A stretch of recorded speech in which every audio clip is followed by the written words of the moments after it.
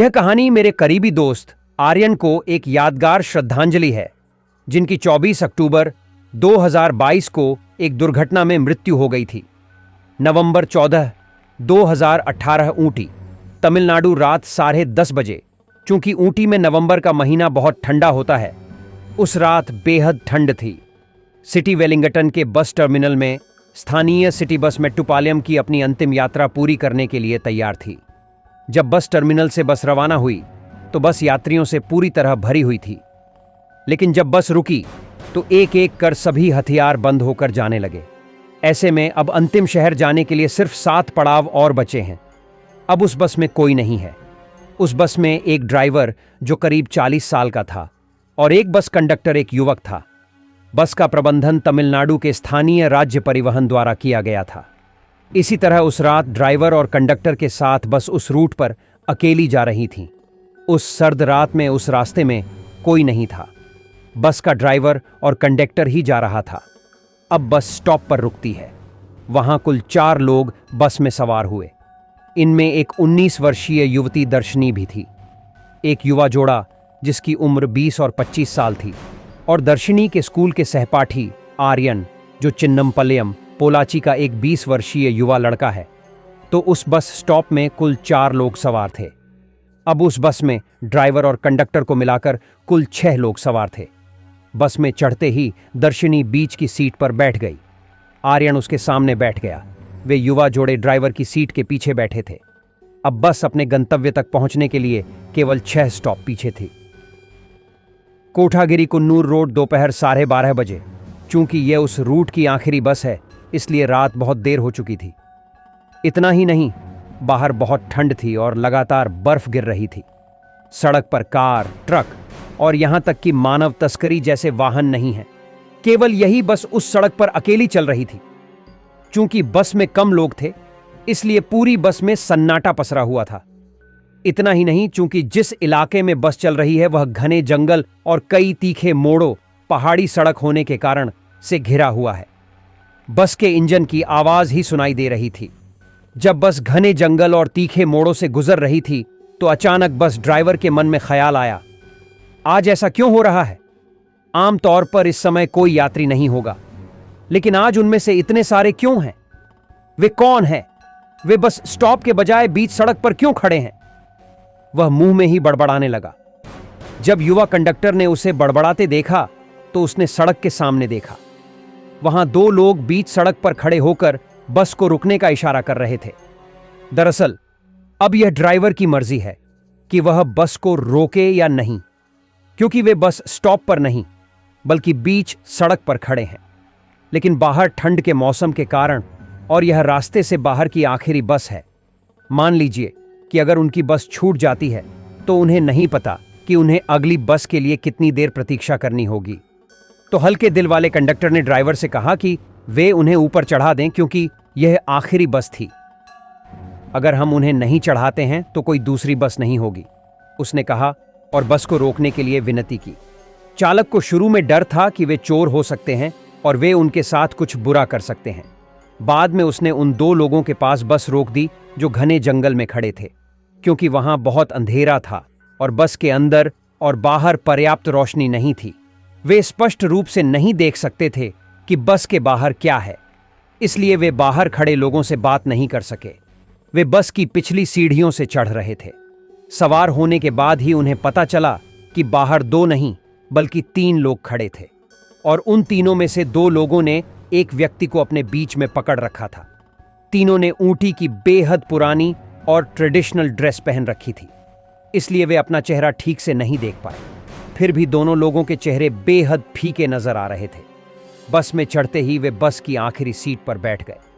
अब बस में ड्राइवर और कंडक्टर को छोड़कर बाकी 4 लोग उन्हें देखकर डरने लगे। बस के अंदर एक असहज और डरावना माहौल था। जिस युवा कंडक्टर ने यह देखा, उन 4 लोगों के लिए, यानी दर्शनी, आर्यन और युवा जोड़ों ने उनसे कहा, जिस युवा कंडक्टर ने यह देखा, उन 4 लोगों के लिए, यानी दर्शनी, आर्यन और युवा जोड़ों ने उनसे कहा, डरो मत, इस कस्बे में कई शूटिंग फिल्म उद्योग हैं, इसलिए हो सकता है कि वे शूटिंग खत्म करके लौट आए हों। या हो सकता है कि उन्होंने ज्यादा शराब पी रखी हो, इसलिए उन दो लोगों ने उस आदमी को पकड़ रखा है। क्यों? क्या आपने उनकी वेशभूषा देखी है? उनके पास इसे बदलने का समय भी नहीं था।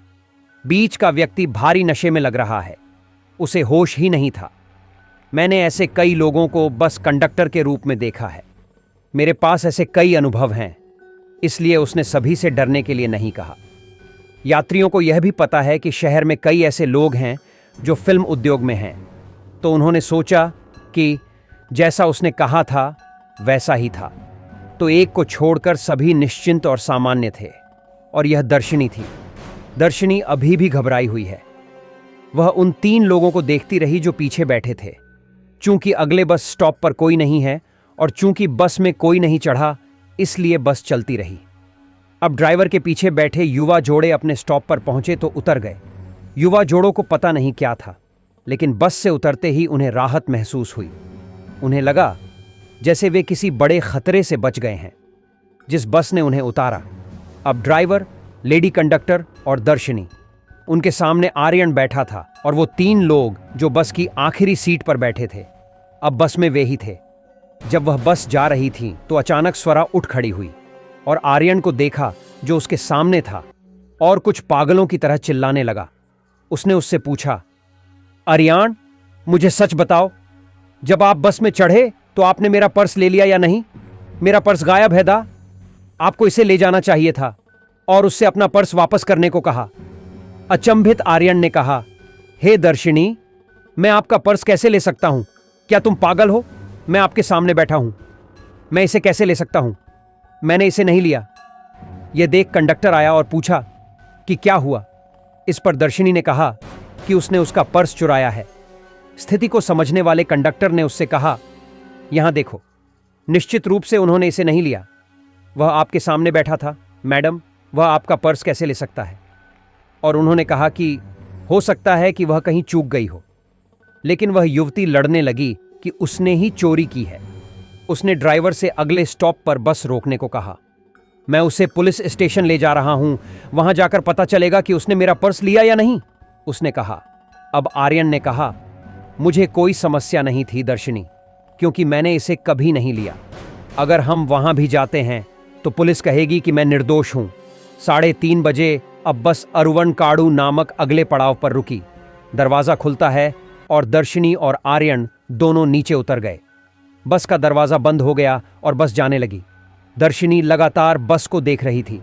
जब बस उसकी नजरों से ओझल हो गई, तभी उसे राहत महसूस हुई और उसने गहरी सांस ली।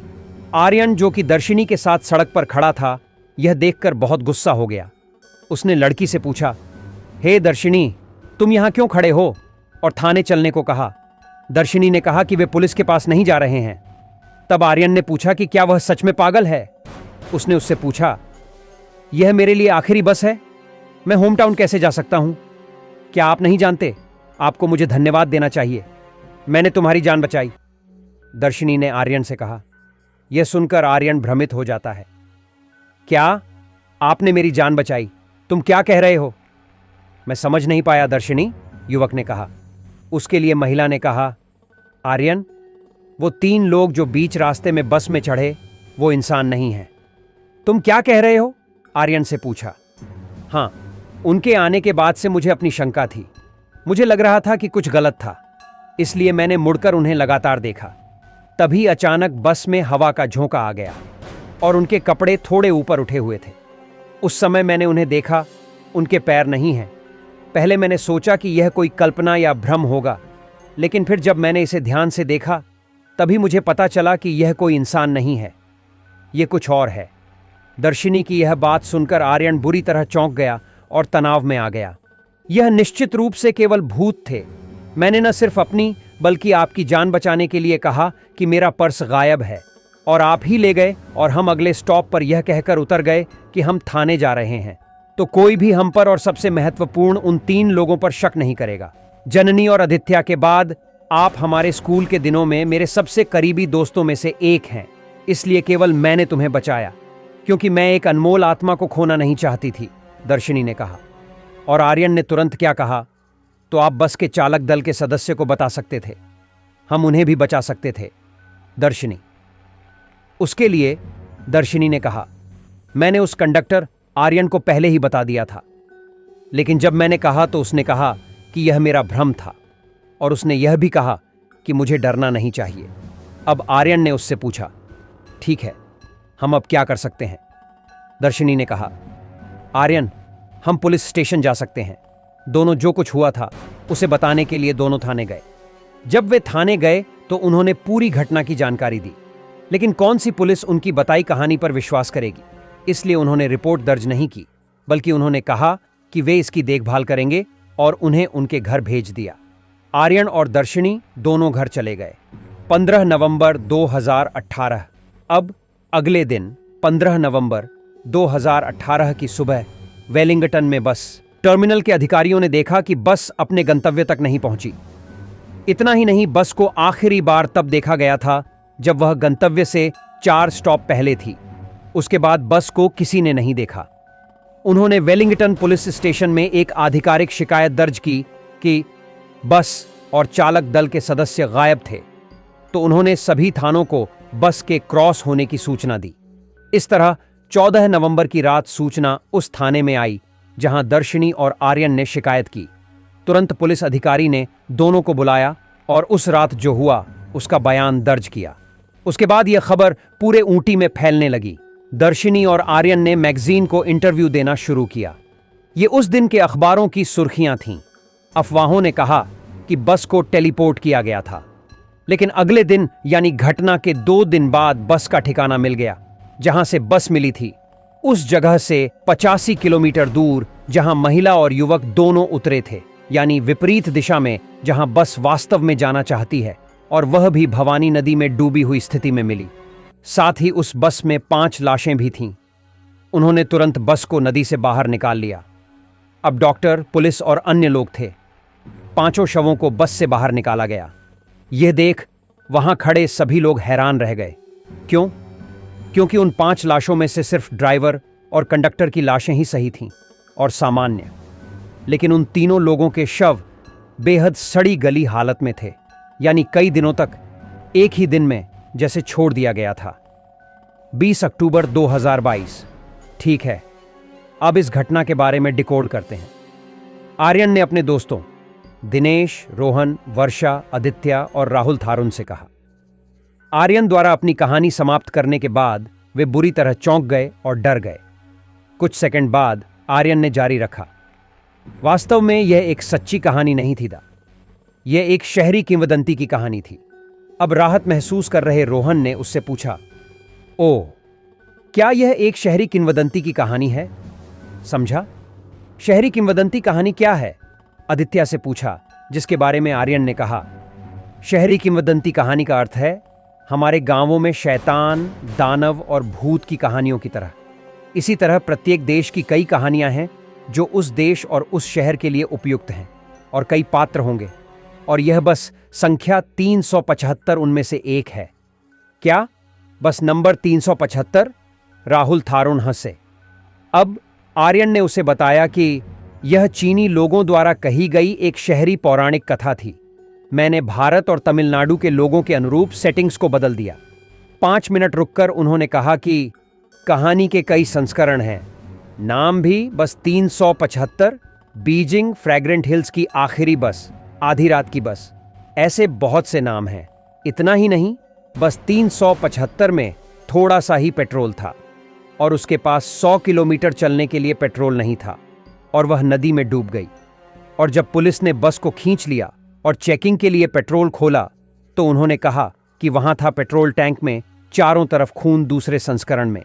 बस संख्या 375 अभी तक नहीं मिली थी। अब भी कुछ लोगों का कहना है कि उन्होंने रात में इसी सड़क पर इस बस को देखा है। क्या आप अपनी लघु फिल्म दा के लिए उस कहानी में कोई अन्य संस्करण जोड़ना पसंद करते हैं? दिनेश से पूछा, जिसे आर्यन द्वारा एक संपादक के रूप में नियुक्त किया गया था। दिनेश के अलावा 3 और लोग थे जिन्हें आर्यन ने अपनी शॉर्ट फिल्म के लिए हायर किया था।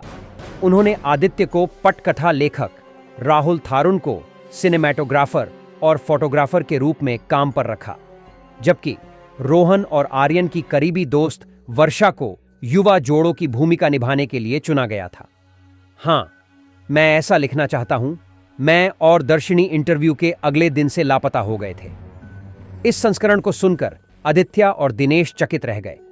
उन्होंने कहा, यह रोमांचकारी अनुभवदा होगा। कुछ मिनटों के बाद आर्यन ने मैसूर से वापस आने के बाद अपनी आगामी लघु फिल्म की शूटिंग के लिए एक तारीख तय की, जहां वह 22 अक्टूबर 2022 को अपने परिवार के सदस्यों के साथ जा रहे हैं। आर्यन के घर से निकलते समय आदित्य के मन में अचानक एक सवाल आया। उसने उससे पूछा, आर्यन, क्या आपने इस लघु फिल्म का शीर्षक तय कर लिया है? 1 मिनट के लिए सोचते हुए उसने उसे उत्तर दिया, हाँ, मैंने शीर्षक दोस्त तय किया। यह द मिडनाइट ट्रैवल है।